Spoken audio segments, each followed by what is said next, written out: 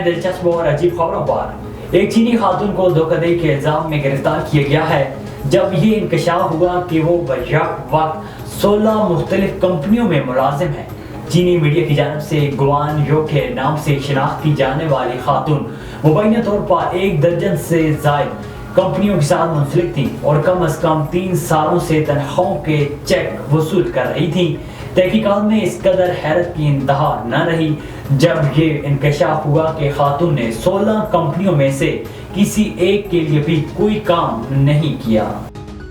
अफ्रीकी मुल्क में कालाम्बो आबशार के करीब एक तारीखी मुकाम पर माहिरीन आसार कदीमा ने दुनिया का कदीम तरीन लकड़ी का ढांचा सही सलामत दरियाफ्त किया है जो कि तकरीबन 5 लाख साल पुराना है। माहिरीन का इस कदीम दरियाफ्त के हवाले से कहना है कि ये ढांचा एक ऐसे दरख्त की लकड़ी से तैयार किया गया है जिसका फल उस जमाने में काफी बड़ा होता था जब ये ढांचा एक ऐसी हालत में दरियाफ्त हुआ है कि इसके आसपास मिट्टी की एक मोटी तह मौजूद थी, जिससे ये बात वाज़ेह है कि लकड़ी के इस ढांचे को बेहतरीन हालत में महफूज भी रखा गया है।